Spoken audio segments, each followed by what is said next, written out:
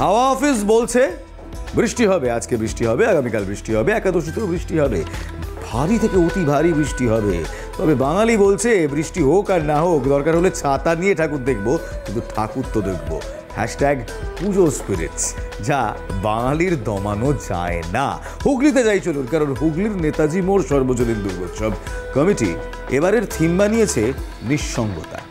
যখন আপন ঘর বৃদ্ধ বয়সের সঙ্গী শুধুই একটি লাঠি হয়ে ওঠে, তখন এই নিঃসঙ্গতা বারবার এসে মনে কড়া নেড়ে যায়। সমিত রয়েছে আমার সঙ্গে সরাসরি হুগলি থেকে। সমিত সিনহা রয়েছেন আমাদের সঙ্গে। সমিত, তোমাকে এবং হুগলির সকল বাসিন্দাকে একেবারে মহানবমীর শুভেচ্ছা। সমিত, তুমি যেখানে দাঁড়িয়ে রয়েছে, একটা অত্যন্ত প্রাসঙ্গিক থিম, নিঃসঙ্গতা।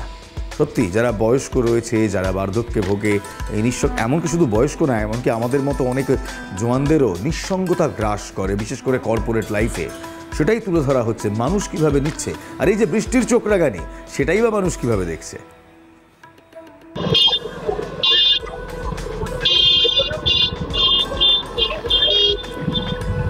দেখো, একেবারেই নবমীর একেবারে সন্ধ্যেবেলা আমরা 3টের সময় দেখেছিলাম আকাশ একদম কালো করে এসছে, কিন্তু বৃষ্টি হয়নি এখনো পর্যন্ত। কলকাতায় যেভাবে কাতারে কাতারে ভিড়, ঠিক সেই রকমই জেলাতেও একেবারে ঠাকুর দেখতে বেরিয়ে পড়েছে প্রচুর মানুষ।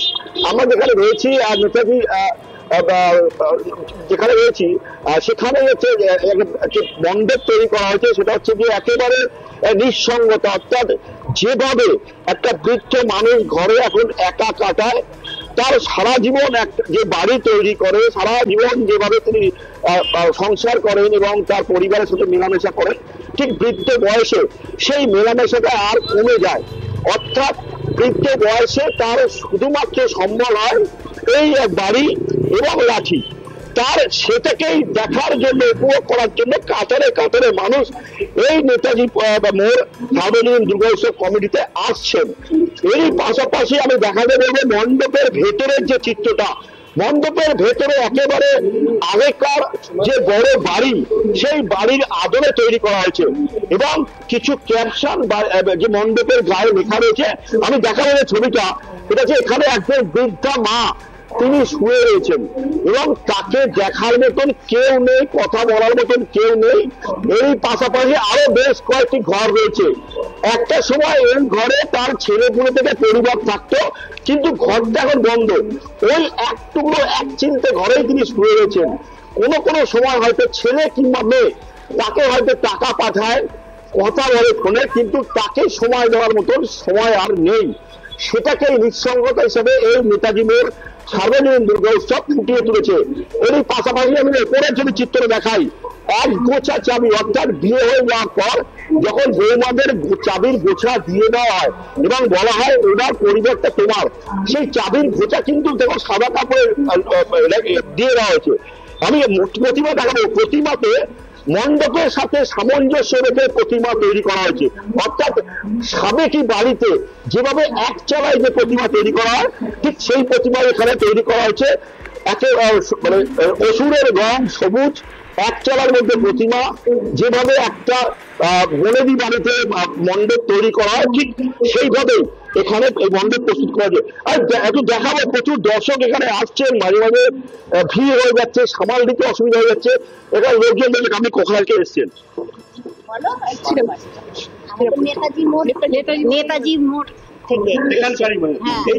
আমাদের বাড়ি কেমন লাগছে? খুব ভালো লাগছে। আমাদের এখানে অনেক বছর ধরে, 8 বছর ধরে হচ্ছে। দেখো, 8 বছরের ভাবনা, এই যে নেতাজি মোড় সর্বজনীন দুর্গোৎসব কমিটি মানে প্রত্যেকবারে দর্শকদের জন্য একটা বার্তা দিয়ে থাকে, কিছু না কিছু করা থাকে। এবারের বার্তা হচ্ছে নিঃসঙ্গতা। অর্থাৎ বৃদ্ধা কিংবা বৃদ্ধ যারা বাড়িতে বসে একাকিত্ব কাটাচ্ছেন, সেই একাকিত্ব কাটাবার সময়টাতেই এই মণ্ডপ। কি বলবেন, মাথায় কেন এলো? না, প্রথমেই মহানবমীর আন্তরিক শুভেচ্ছা এবং অভিনন্দন জানাই আপনাদের চ্যানেলের মাধ্যমে সমস্ত দর্শকবৃন্দকে। আমরা নেতাজি মোড় সর্বজনীন দুর্গোৎসব কমিটি, আমরা আমাদের এই দুর্গোৎসবের মধ্যে থেকে আমরা একটা সামাজিক বার্তা দেওয়ারও চেষ্টা করি।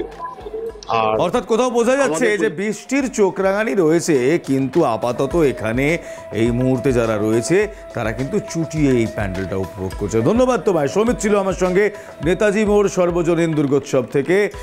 সমিত ছিল। সমিত, অসংখ্য ধন্যবাদ।